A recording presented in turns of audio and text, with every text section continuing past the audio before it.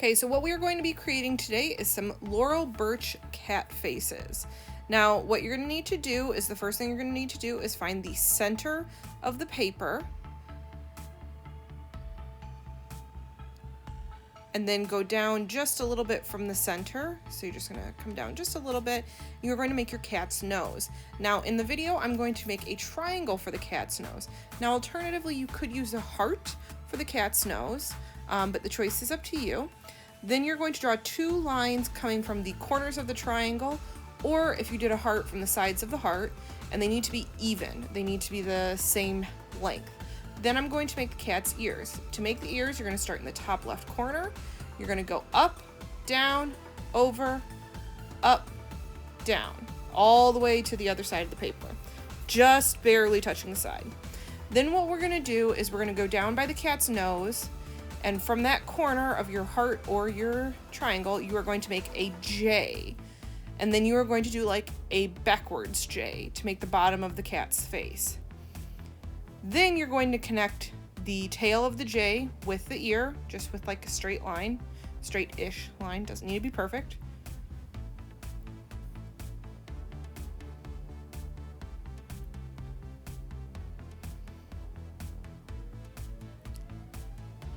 Now next you are going to make the eyes. Now to make the eyes, you're going to do a curved line, so kind of give a sad face and then like a happy face.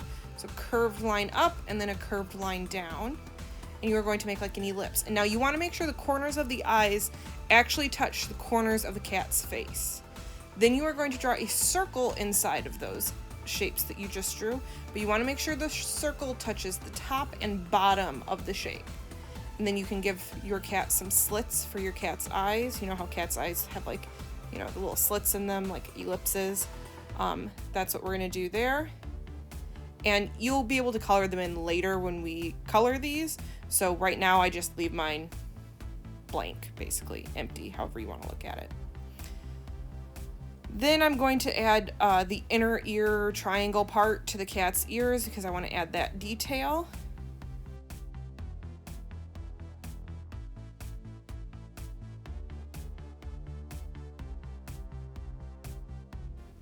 Now, from here, you get to make your own choices on how you design your cat's face, but your cat's face needs to have symmetry.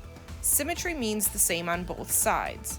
So as you see, if he has zigzag lines under one eye, he has to have zigzag lines under the other eye. Now I'm doing polka dots. If he has polka dots eyes on one side, he has to have polka dots on the other side.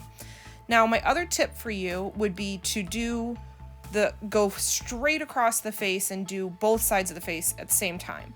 Don't try to work on one half of the face and then make the other half to match, because that's going to be way too hard and too difficult. I would go straight across with my design. So if I start a design on the left side, I keep going, and do it on the right side at the exact same time. So you're just going to make sure that your cat has symmetry, same on both sides, going all the way down. This will also apply to the cat's nose and to his forehead shape. So you'll see as the video continues how I make mine, but use lines and shapes to make patterns. So you can see I've used a zigzag line, a squared line, a bumpy line, a straight line. I've also used shapes like circles, teardrops. I'm using a triangle right now. So just think about different shapes and lines that you want to use to create a pattern, okay? Pattern is anything that repeats. So you can use just about anything you can think of. I've even had students in the past use letters or numbers as designs for their cat's face. So get creative with it. Make sure that yours does not look exactly like mine. I want yours to look like yours, not like mine. So get creative and get original.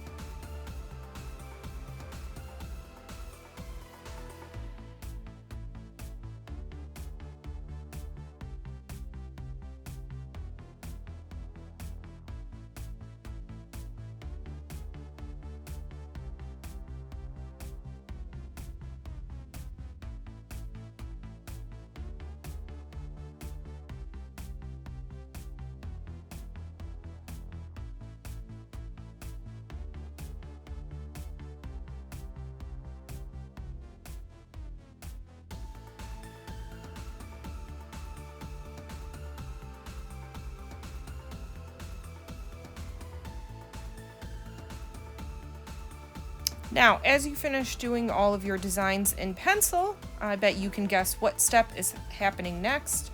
And the next step is to outline everything with a Sharpie. You got it. Make sure once you've outlined everything with a Sharpie to erase away any pencil lines that might still be there, to just make sure our picture is nice and clean and tidy.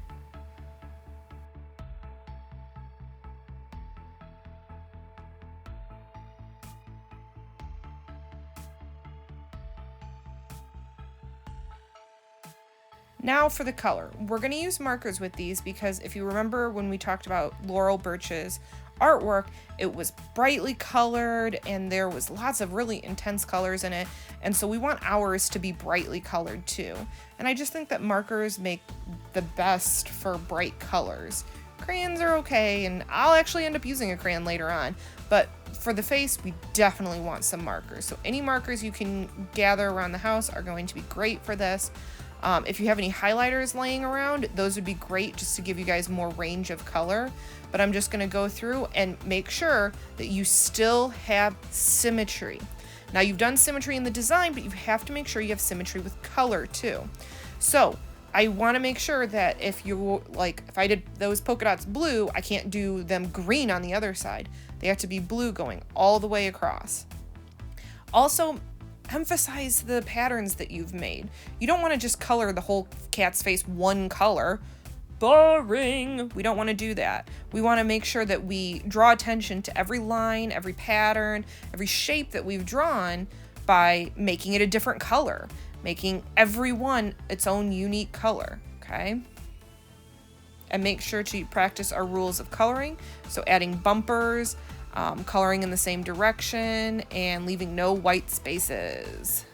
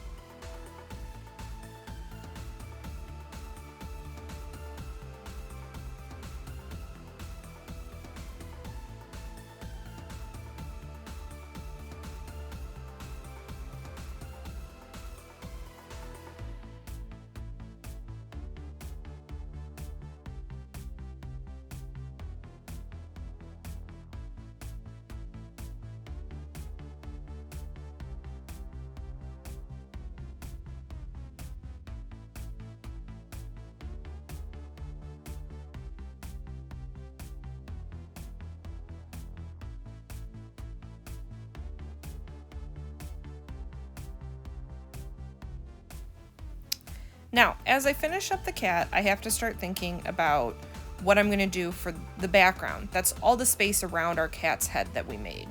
And I'm gonna leave it up to you guys. Make whatever kind of background you want. Do I want you to just color it all one color? No, I do not. That's kind of boring. Get creative with it. On mine, I thought about it and decided to do some flowers in the background, but you can make any kind of design you want. If you want it to be patterns, say like polka dotted, you could do that.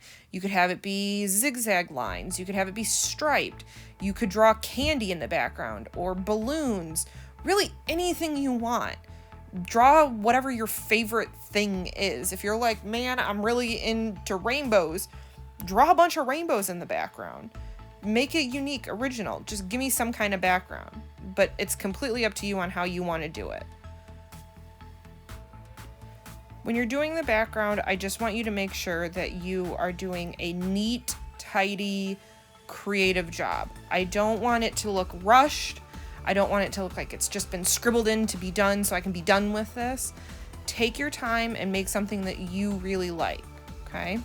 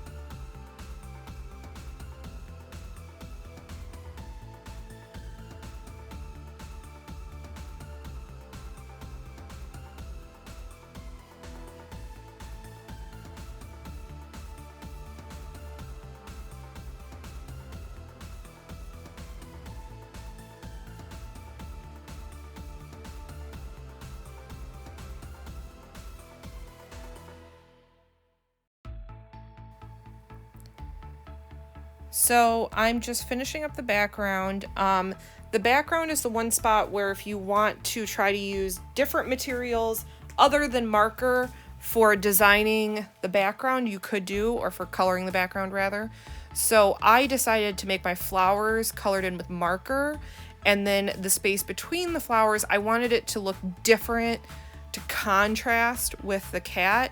So I ended up using a colored pencil, not a crayon, like I said in the beginning, a colored pencil to fill in that space with just like a light blue color. So if you want to switch materials and you're getting tired of doing markers and you want to do colored pencil background, go for it. That's cool with me. If you want to do a crayon background, awesome. Just make sure it looks nice, neat, tidy, creative, okay?